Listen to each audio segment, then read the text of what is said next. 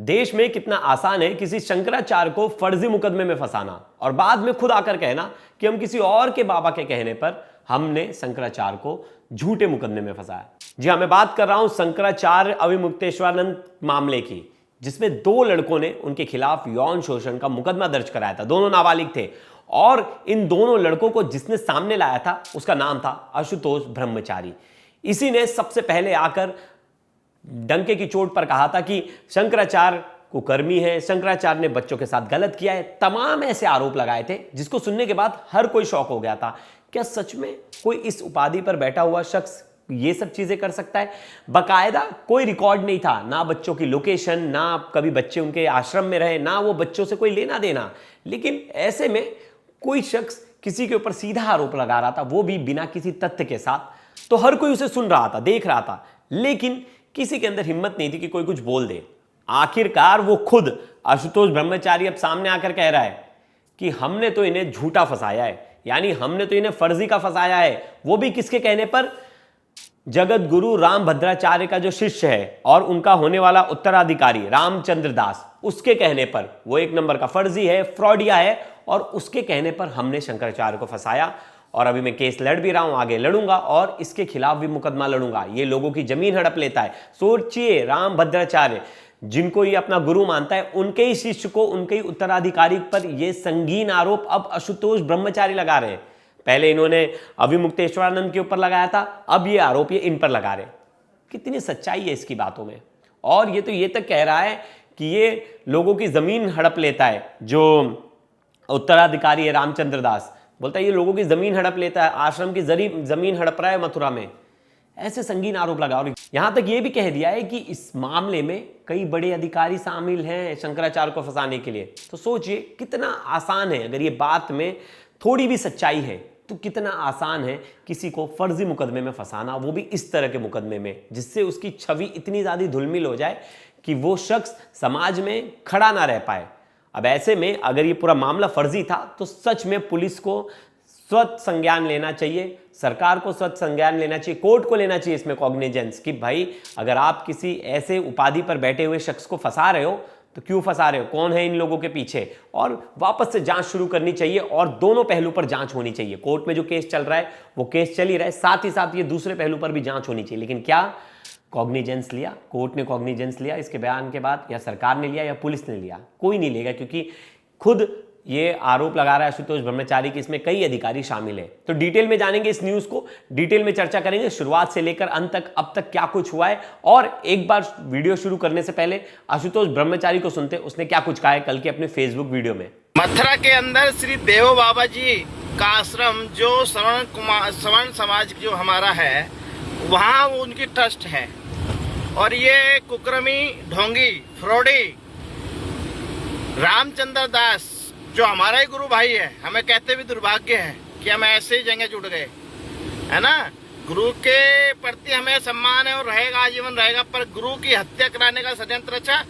अविमुक्तेश्वरानंद पर फर्जी मुकदमा लगवाने का भी ये षड्यंत्र। आज मैं कहना चाहता हूँ, रामचंद्र ने ही ये हमारे ऊपर दबाव दिया था। और इतना ही नहीं, इसमें कई अधिकारी भी लिप्त है, मुझे गुमराह किया गया था। और अब मथुरा के ये आज मैंने एसएसपी मथुरा को एक शिकायती पत्र भेजा है, जिसमें रामचंद्र ने फर्जी वसीयत बनाकर सिविल सूट किया और उस आश्रम पे कब्जा किया। ये पोत्रा कुंड पर आश्रम है, देवा बाबा का, और वसीयत बनाने वाले द्वारा ही शिकायत सब कुछ अब माननीय न्यायालय में भी जाएगा। और यदि पुलिस ने रिपोर्ट नहीं दर्ज की तो न्यायालय में जाएंगे, साफ बात है। इनके दबाव में यदि मुकदमा दर्ज नहीं हुआ, पर सत्य की लड़ाई लड़ूंगा, चाहे वो कोई हो।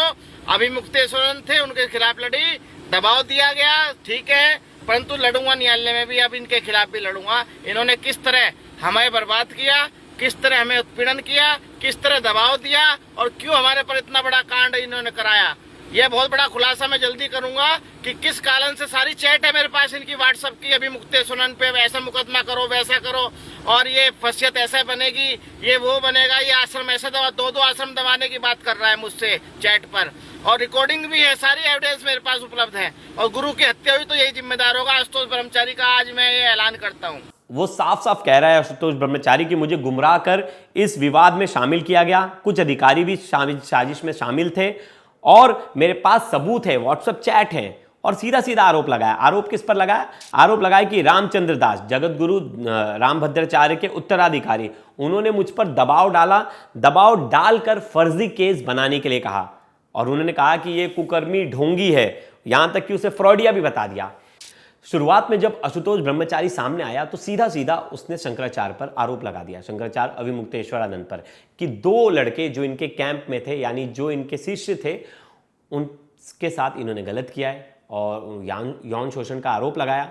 और उसके बाद हर किसी के मन में एक सवाल था, क्या ये बच्चे उनके कभी शिविर में रहे या उनके अंडर इन्होंने कभी पढ़ाई की, एक शिक्षा ली है?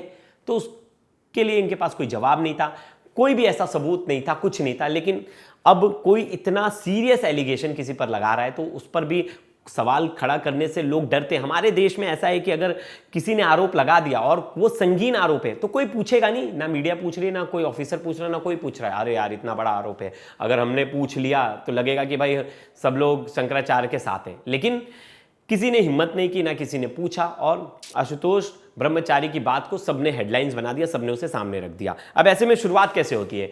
प्रयागराज में माघ मेला चल रहा था और तारीख थी 18 जनवरी 2026।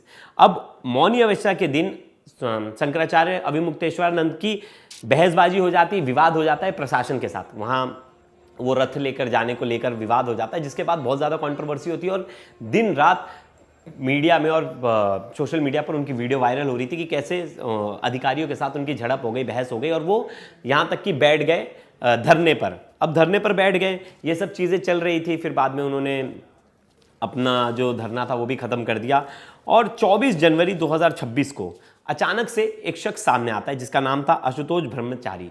ये पहले से ही हिस्ट्री शीटर था, यानी पहले से ही इसके खिलाफ कई मुकदमे थे। सोशल मीडिया पे इसके मुकदमे के बाकायदा वो आने लगे, स्क्रीनशॉट्स आने लगे कि इसके ऊपर बहुत सारे मुकदमे पहले से। लेकिन खुद को साधु बताता है, खुद को ये बताता है कि मैं ब्रह्मचर्य फॉलो कर रहा हूँ, मैं भी आगे इसका भी सपना है कि ये बड़ा बाबा बन जाए। ऐसे में आशुतोष ब्रह्मचारी पुलिस कमिश्नर प्रयागराज के पास जाते हैं और एक शिकायत देते हैं। वो कहते हैं कि माघ मेला 2026 और कुंभ 2025 के दौरान 2 बटुकों के साथ यौन शोषण हुआ है। 2 बटुकों का यौन शोषण हुआ और इतने संगीन आरोप लगाए। हर किसी ने जब ये पहली बार आरोप सुने तो सबके कान खड़े हो गए कि अरे इतना संगीन आरोप 2 बटुकों के साथ कोई कैसे कर सकता है, वो भी माघ मेला के समय में, महाकुंभ के समय में, जो कि पवित्र समय है हिंदू धर्म के हिसाब से। उस समय में कई लोग जो जाते स्नान करने के लिए और उस समय में उसकी बड़ी मान्यता है कि उस समय जो पूजा पाठ जो स्नान कर रहा है उनको फल मिलता है। ऐसे में उस समय में कोई 2 बटुकों के साथ इस तरह की हरकत करेगा और उनके साथ यौन शोषण करेगा। अब जिन पर आरोप लगाया वो नाम किसका था? शंकराचार्य अविमुक्तेश्वरानंद, जो कुछ दिन पहले सरकार के साथ कंट्रोवर्सी में थे और अचानक से एक शख्स सामने आता है और उन पर आरोप लगाता है। अब 13 फरवरी 2026 को जो है बच्चों को कोर्ट में पेश किया जाता है, जिसके बाद दोनों बच्चे कोर्ट में पेश होते अपना बयान दर्ज कराते हैं। अब कोर्ट के आदेश पर, बच्चों के बयान के बाद कोर्ट के आदेश पर झूसी थाने में एफआईआर दर्ज कराई जाती है। अब आरोपी किसी किसे बनाया जाता है? पहला बनाया जाता है शंकराचार्य अविमुक्तेश्वरानंद को, फिर दूसरे जो उनके शिष्य हैं मुकुंदानंद और 3-4 अज्ञात लोगों पर आरोप लगाया जाता है। अब इलाहाबाद हाईकोर्ट ये मामला पहुंच जाता है जमानत के लिए, जो खुद शंकराचार्य है वो पहुंच जाते हैं और उन्हें जमानत मिल जाती है, राहत मिल जाती है। फिर इसके खिलाफ सुप्रीम कोर्ट ये लोग पहुंच जाते हैं कि इनकी जो जमानत याचिका है वो खारिज कर दी जाए, मतलब बेल कैंसिल कर दी जाए। लेकिन सुप्रीम कोर्ट ये याचिका खारिज करने से इनकार कर देती है। कहीं ना कहीं सबके मन में सवाल था, ये पूरा मामला जो था पहले दिन से नजर में आ रहा था कि ये मामला फर्जी तो नहीं, गड़बड़ तो नहीं, सरकार से यहाँ टसल हो रही है। बाद में एक शख्स सामने आ जाता है जिसका नाम है आशुतोष ब्रह्मचारी और वो बाकायदा खुद हिस्ट्री शीटर है, 2 लड़कों को लेकर आता है। लेकिन मीडिया उसके पास कोई सबूत देने के लिए नहीं, वो कहता था कि मैं कोर्ट में सबूत दूंगा, कोर्ट में सबूत दूंगा। कोर्ट में क्या सबूत देगा तो अब जाकर पता चलेगा। लेकिन उससे पहले ही इसने इस केस का भांडा फोड़ दिया है। भांडा इसलिए फोड़ दिया है, अचानक से ये फेसबुक पर यानी 8 जनवरी को लाइव आता है और फेसबुक पर एक वीडियो जारी करता है। वीडियो में ये कहता है कि जगत गुरु रामभद्राचार्य की हत्या हो सकती है। और हत्या कौन करवाने वाला है? उनका जो उत्तराधिकारी है रामचंद्र दास। अब यहां तक ये आरोप लगाया और सबको पता था कि कहीं ना कहीं आशुतोष ब्रह्मचारी के कनेक्शन वहाँ तक है, रामभद्राचार्य और उनके जो उत्तराधिकारी है रामचंद्र दास, इनसे उसके कनेक्शंस हैं। अब उसने जो एक और आरोप लगाया वो बेहद संगीन था। उसने कहा कि शंकराचार्य अभिमुक्तेश्वरानंद के खिलाफ जो कंप्लेंट दायर की गई वो कंप्लेंट करवाने वाला और उन्हें उकसाने वाला रामचंद्र दास है, जो कि जगत गुरु रामभद्राचार्य का उत्तराधिकारी है। यानी पूरी प्लानिंग करने वाला जो पूरी प्लानिंग करने वाला रामचंद्र दास है, और उसने ही मुझ पर दबाव डालकर फर्जी मुकदमा दर्ज करवाया और यहां तक यह भी कह दिया कि रामचंद्र दास कुकर्मी, ढोंगी और फ्रॉडिया है। आगे और आरोप लगाए, आगे जो आरोप लगाया उसमें क्या है कि फर्जी वसीयत बनाकर आश्रम पर कब्जा करने का भी आरोप लगाया। उसके बाद ये भी कहा कि मेरे पास पूरे व्हाट्सएप सबूत हैं, मेरे पास स्क्रीनशॉट है, चैट हैं, जिसमें मैं प्रूफ कर सकता हूं कि ये शख्स मुझे उस टाइम पे चढ़ा रहा था, मुझे भड़का रहा था कि तुम इसके खिलाफ मुकदमा करवा दो, फर्जी मुकदमा। सोचिए, शंकराचार्य ने भी कभी नहीं सोचा होगा कि उन्हें इस तरह के आरोप का सामना करना पड़ेगा। और उस समय भी वो कहते थे कि जो सत्य की जीत होगी और जो सत्य है वो लोगों तक सामने आएगा और लोगों के सामने वो चीजें निकल कर आएंगी। अब उन्होंने बहुत सारे आरोप लगाए, जिसके बाद जगत गुरु रामभद्राचार्य का भी इसमें बयान आया। उन्होंने कहा कि मुझे तो डर लग रहा है इसका आपराधिक इतिहास देखकर, आशुतोष ब्रह्मचारी का, और ये हमारे नाम को बदनाम करने के लिए ये सब इसकी साजिश है आशुतोष ब्रह्मचारी की। और सीधा सीधा उसे ही कटघरे में खड़ा कर दिया।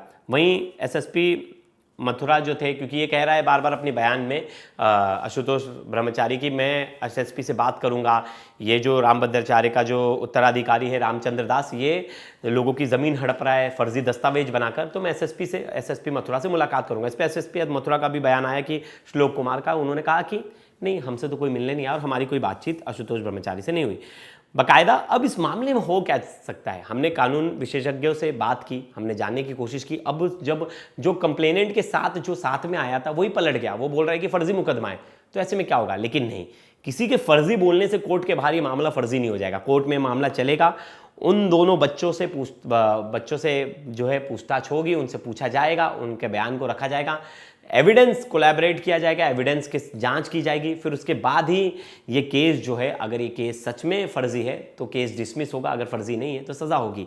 लेकिन ऐसे में जो खुद एक तरह से कहा जाए कि नेता बनकर आगे आया था कि मैं दोनों बच्चों के साथ बहुत अन्याय हुआ है, दोनों बच्चों की आवाज़ बनकर मैं सामने आया हूं और दोनों बच्चों के खिलाफ में जो भी अन्याय हुआ है उसके खिलाफ आवाज़ उठाऊंगा, शंकराचार्य अभिमुक्तेश्वरानंद को जेल के पीछे पहुंचाऊंगा, सलाखों के पीछे पहुंचाऊंगा, और इतने सारे कमेंट्स, इतने सारे बयान और मीडिया में जाकर इंटरव्यू देना, अचानक से हाईलाइट में आ गया आशुतोष ब्रह्मचारी कौन है, और अचानक से उसके बारे में हर कोई चर्चा करने लगा। लेकिन अब जब वो सामने आकर कह रहा है कि किसी के कहने पर, किसी के बहकावे में आकर मैंने ये सब कुछ करवाया, तो हम सोच सकते हैं अगर ये बात सच निकली आगे जाकर, और इस पर जब जांच बैठी, जब कोर्ट इस पर अगर कॉग्निजेंस लेता है, स्वतः कॉग्निजेंस लेता है और वापस से बोलता है कि इस पर फिर से फ्रेश इंक्वायरी करो, तो सोचिए देश में कितना आसान है किसी भी ऐसे शख्स को, मतलब जो ऐसी जगह पर बैठा है जिसके ऊपर आरोप लगाना तो बहुत ईजी है, लेकिन क्या आरोप वो सिद्ध हो पाते हैं? लेकिन उस आरोप के साथ उसे उस टाइम तक जीना पड़ता है जब तक वो आरोप मुक्त ना हो जाता। तो ऐसे में बार बार जब शंकराचार्य मीडिया में आते थे वो कहते थे कि जो जांच करवानी है सब करवा लो, मैं उसके लिए रेडी हूँ, जहाँ बुलाना है बुला लो, जो इन्वेस्टिगेशन करवानी है सब करवा लो, मैं सब में पुलिस का साथ दूंगा। लेकिन ये मुझे फंसाने के लिए हो रहा है और ये मुझे सच बोलने के लिए सज़ा मिल रही है, और मैं लोगों के सामने आकर सच बोल देता हूँ तो उसकी सज़ा मिल रही है। लेकिन अगर मैंने कुछ गलत नहीं किया है तो मेरे साथ प्रभु है। और ऐसे में हर कोई ये मानने के लिए शुरुआत में तो रेडी नहीं था कि अगर कोई सबूत है तो वो पता चला कि वो जो दोनों जो बटुक हैं वो कभी उनके आश्रम में रहे ही नहीं, ना उनके आश्रम में कभी उन्होंने शिक्षा ली। तो ये बात कहाँ से आ गई, वो कैसे उनके आश्रम में पहुँच गए, कैसे उनके पास पहुँच गए, कैसे, और इतनी भीड़ में वो कैसे उनका यौन शोषण कर दिया। बहुत सारे ऐसे आरोप थे जो खड़े होते थे। लेकिन बात वही है ना, देश में अगर महिलाओं से जुड़ा मामला है, रेप केस से जुड़ा मामला है और बच्चों से जुड़ा मामला है, तो ऐसे में कोई उन्हें क्रॉस नहीं करता। अगर आप उन्हें क्रॉस करने लगोगे तो ऐसा हो जाएगा कि भाई ये तो विरोधी है, ये तो नारी विरोधी है, ये तो इस तरह का जो आरोप लगा है उनका साथ दे रहा है। लेकिन मुझे लगता है फेयर इन्वेस्टिगेशन शुरुआत से होनी चाहिए। हर किसी को फेयर क्वेश्चंस पूछना चाहिए कि क्या तथ्य हैं, किन तथ्यों के बिना पर आप किसी पर आरोप लगा रहे हैं। ऐसे तो आरोप लगाना बहुत ईजी है, कल को किसी पर भी आरोप लगा दो, किसी को भी आप जेल में डाल दो। पुलिस ने लेकिन पुलिस ने इसमें जांच की थी, पुलिस ने उन्हें जेल नहीं भेजा था। जेल जो गए थे वो कोर्ट के आदेश पर गए थे, कोर्ट ने आदेश दिया था, मतलब जेल नहीं गए थे, मतलब जो मुकदमा दर्ज हुआ था वो कोर्ट के आदेश पर दर्ज हुआ था। अब ऐसे में देखना होगा आने वाले समय में इसमें क्या कुछ निकलकर सामने आता है। और अभी तक जो इसमें शंकराचार्य अविमुक्तेश्वरानंद का कोई बयान नहीं आया है, और ना ही जो रामभद्राचार्य के जो उत्तराधिकारी हैं रामचंद्र दास, उनका कोई बयान आया है। देखना होगा कि क्या बयान आता है, क्या कुछ निकलकर सामने आता है। अगर ये सच में प्लानिंग प्लॉटिंग के तहत ये किया गया है और इसमें सच में बहुत सारे अधिकारी शामिल हैं, उन सबके खिलाफ एक्शन होना चाहिए। जो रामभद्राचार्य, जगतगुरु रामभद्राचार्य के जो उत्तराधिकारी, उनके खिलाफ भी एक्शन होना चाहिए और एक टीम गठित करनी चाहिए। सरकार को अब इसमें खुद से सामने आना चाहिए और एक टीम गठित करनी चाहिए कि एक SIT बनाई जाए और इसकी वापस से अलग से जांच की जाए, क्या सच में एक शंकराचार्य की इमेज को धूमिल करने के लिए सब कुछ किया गया। तो आने वाले समय देखना होगा इसमें क्या कुछ अपडेट आता है। जो भी तथ्य आएंगे मैं आप तक रखूंगा और इस केस पर मेरी नजर बनी रहेगी। दोस्तों, इस खबर पर आपकी क्या राय है जरूर बताइएगा। तब तक के लिए धन्यवाद।